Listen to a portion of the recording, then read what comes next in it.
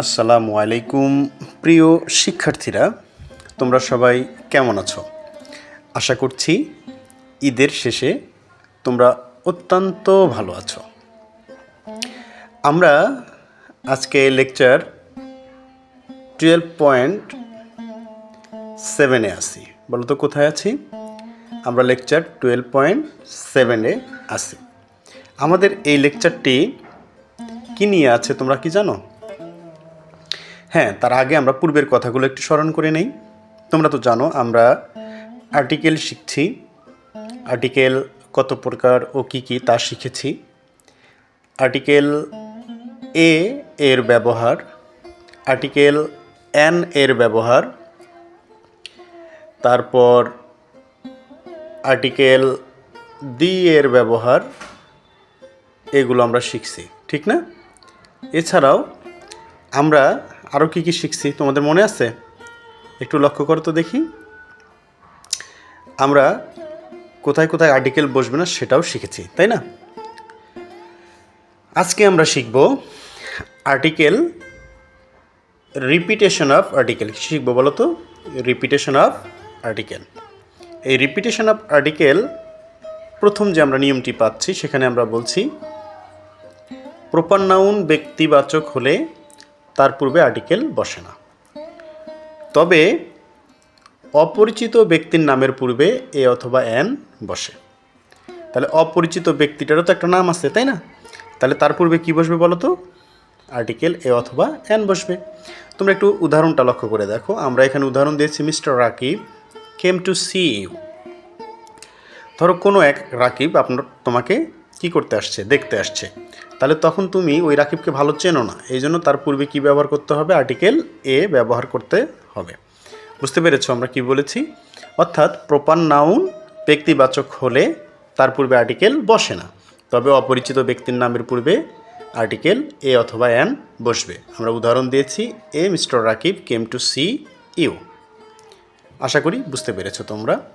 তাহলে এবার আমরা রিপিটেশন অফ আর্টিকেল এর 2 নম্বর নিয়মে আসি। কয় নম্বর নিয়ম বলো তো? 2 নম্বর। 2 নম্বর নিয়মটিতে কি বলেছে তোমরা একটু লক্ষ্য করে দেখো। আমরা এখানে বলছি সাধারণত অ্যাবস্ট্রাক্ট নাউনের পূর্বে আর্টিকেল বসে না। তোমরা তো জানো, তাই না? অ্যাবস্ট্রাক্ট নাউনের পূর্বে কি আর্টিকেল বসে? বসে না। তবে যদি তার নির্দিষ্ট কোনো ব্যক্তি বা বস্তুর কোনো অ্যাবস্ট্রাক্ট কোয়ালিটিকে বোঝায় তার পূর্বে দি বসে। তোমরা কি লক্ষ্য করেছো কী কী বললাম আমরা এখানে? আমরা এখানে বলেছি যদি নির্দিষ্ট কোনো ব্যক্তির বা বস্তুর যদি অ্যাবস্ট্রাক্ট কোয়ালিটি বোঝায় তাহলে তার পূর্বে কী বসবে? আর্টিকেল দি বসবে। তাহলে আমরা অ্যাবস্ট্রাক্ট নাউন সম্পর্কে আগেই তো জেনে আসছি। তাহলে এখন আমরা দেখব সেই অ্যাবস্ট্রাক্ট নাউনের পূর্বে আর্টিকেল কিভাবে বসলো। তোমরা উদাহরণটার দিকে লক্ষ্য করো। আমরা এখানে বলেছি the honesty of Haji Mohammad Mohsin is known to all. এখানে তোমরা খুব সুন্দর করে লক্ষ্য করে দেখো, এখানে অনেস্টি এই যে শব্দটি এটা কিন্তু অ্যাবস্ট্রাক্ট নাউন, কিন্তু এখানে এই অনেস্টিটা কার জন্য ব্যবহার করা হয়েছে?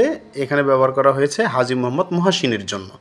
তার মানে যখন কোনো অ্যাবস্ট্রাক্ট কোয়ালিটিটাকে কোনো নির্দিষ্ট ব্যক্তির জন্য ব্যবহার করা হচ্ছে তখন তার পূর্বে আর্টিকেল কী বসছে? দেখো, দি ব্যবহার হচ্ছে। আশা করছি তোমরা নিয়মটি খুব সুন্দর করে বুঝতে পেরেছ। তাহলে আমরা এখান থেকে তাহলে কী পেলাম? যে সাধারণত অ্যাবস্ট্রাক্ট নাউনের পূর্বে আর্টিকেল বসে না, তবে যদি তার নির্দিষ্ট কোনো ব্যক্তি বা বস্তুর অ্যাবস্ট্রাক্ট কোয়ালিটি বোঝায় তাহলে তার পূর্বে দি ব্যবহার হবে। তাহলে এখন চলে আসো আমরা কয় নম্বর নিয়মে চলে যাই? 3 নম্বর নিয়মে চলে যাই। 3 নম্বর নিয়মটি কী বলেছি দেখো, সাধারণত ম্যাটেরিয়াল নাউনের পূর্বে আর্টিকেল বসে না, তবে কোনো নির্দিষ্ট এলাকার ম্যাটেরিয়াল বোঝালে তার পূর্বে দি বসে।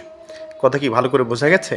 অর্থাৎ আমরা এখানে বোঝাতে চাচ্ছি যে ম্যাটেরিয়াল নাউনের পূর্বে তো আর্টিকেল বসে না, তবে যদি সেই ম্যাটেরিয়াল নাউনটি নির্দিষ্ট কোনো এলাকার হয় তখনই আমাদের তাদের পূর্বে কী ব্যবহার হবে? আর্টিকেল ব্যবহার হবে। তবে সেই আর্টিকেলটা কী ব্যবহার হবে? দি। তাহলে আমরা উদাহরণ দেখলে কিন্তু আরও সুন্দর করে এই জিনিসগুলো বুঝতে পারবো, তাই না?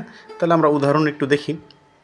তোমরা লক্ষ্য করে দেখো, আমরা এখানে বলেছি the gold of Africa is very precious. তোমরা দেখো গোল্ড কিন্তু ম্যাটেরিয়াল নাউন, তাই না? কিন্তু যখন নির্দিষ্ট করে বলে দিয়েছি যে আফ্রিকার গোল্ড, তখন কিন্তু তার পূর্বে দি ব্যবহার করেছি। কথা কি ক্লিয়ার? অনুরূপভাবে তোমরা দেখো the rice of Dinajpur is very good.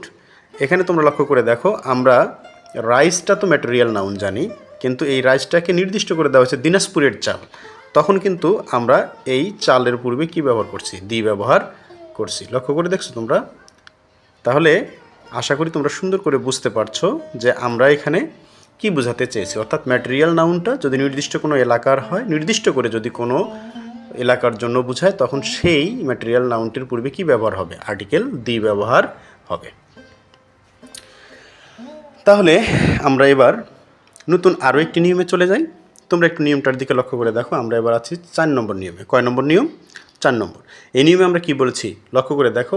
একটি প্যাসেজ এ যদি একই নাউন একাধিকবার আসে, তাহলে প্রথমবার এ বা এন বসে, আর পরবর্তীগুলোতে দি বসে। তোমরা কি লক্ষ্য করেছো এই কথাগুলো? ভালো করে লক্ষ্য করে দেখো। আমরা এখানে যেটা বলেছি, একই প্যাসেজে একই নাউন যদি কি আসে, একাধিকবার আসে, এবং ওই নাউনটার পূর্বে যদি আর্টিকেল ব্যবহার করতে হয়, তাহলে আমরা প্রথমবার ব্যবহার করব কি, এ অথবা এন, আর পরবর্তীবারগুলোতে ব্যবহার করব কি, দি। তাহলে আমরা একটা প্যাসেজ এখানে দেখছি, I want to buy a pen. তোমরা লক্ষ্য করে দেখো, আমরা এখানে ব্যবহার করছি এ পেন। এর পরের বার I will write a letter with the pen. এখানে দেখো পেন কিন্তু নাউনটা আছে, এই নাউনের পূর্বে এবার কী ব্যবহার হয়েছে, দি ব্যবহার হয়েছে। এরপরের বার দেখি যে then I will give the pen to my sister as a gift. তাহলে এখানে পেন, এই যে নাউনটি, এটা একই প্যাসেজে 3 বার আসছে। কয়বার? 3 বার। তাহলে প্রথমবার আমরা কি ব্যবহার করছি, প্রথমবার ব্যবহার করছি এ অথবা এন, আর এর পরবর্তীগুলোতে আমরা ব্যবহার করছি দি। তাহলে তোমরা আশা করি সব বুঝতে পেরেছো, তাই না? তাহলে সবাই খুব মনোযোগ দিয়ে দেখো, তাহলে সুন্দর করে এই নিয়মগুলো শিখতে পারবে।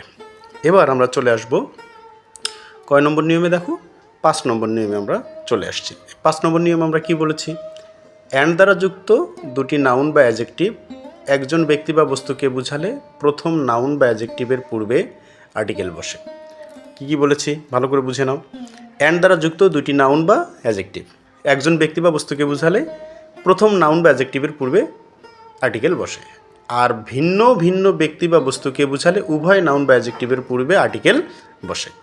তার মানে যদি দুইটা নাউনই একই ব্যক্তিকে বোঝায় বা দুইটা অ্যাডজেক্টিভই যদি একই ব্যক্তিকে বোঝায়, তাহলে প্রথম যে নাউন আছে বা প্রথম যে অ্যাডজেক্টিভ আছে তার পূর্বে আমরা কি দেব, আর্টিকেল দেব। আর যদি ভিন্ন ভিন্ন ব্যক্তিকে বোঝায়, তাহলে উভয় নাউন এবং উভয় অ্যাডজেক্টিভের পূর্বেই আমাদের কি ব্যবহার করতে হবে, আর্টিকেল ব্যবহার করতে হবে। তাহলে জিনিসগুলো খুব সুন্দর করে বোঝার চেষ্টা করো। তাহলে আমরা এখানে বলতেছি অ্যান্ড দিয়ে যুক্ত হবে দুটি নাউন। কয়টি নাউন যুক্ত হবে? দুটি নাউন অথবা দুটি অ্যাডজেক্টিভ।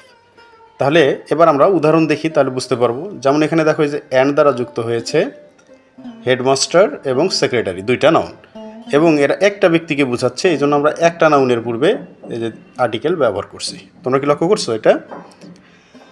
এরপরে দেখো যে আমরা এখানে বলছি দি headmaster and secretary is an honest man. তার মানে এখানে সেক্রেটারিও যে, হেডমাস্টারও সেই, এই জন্য একটার পূর্বে দি ব্যবহার করছি। কিন্তু এখানে তোমরা লক্ষ্য করে দেখো পরবর্তী সেন্টেন্সে দি headmaster and the secretary is an honest man, এখানে ইজ হবে না, আর হবে। কি হবে বলো তো? এখানে আর হবে। তাহলে আমরা এটা একটু ঠিক করে নিব। এখানে কি লিখবো আমরা? আর। আর বুঝতে পেরেছো? তার মানে the headmaster and the secretary are honest man. Honest ম্যানের জায়গায় কী হবে? Honest men, MEN, men. কথা কি বোঝা গেছে? টাইপিং মিস্টেক হয়ে গেছে একটু, তাহলে তোমরা এটা ঠিক করে নিবে। তাহলে আমরা এখানে আলাদা আলাদা ব্যক্তি পেয়েছি, এই জন্য আমরা আলাদা আলাদা জায়গাতেই আর্টিকেল ব্যবহার করেছি। তাহলে আগামী লেকচারে আমরা আর্টিকেলের শূন্যস্থান পূরণ করব ইনশাল্লাহ। এই পর্যন্তই ভালো থাকবে। আল্লাহ হাফেজ।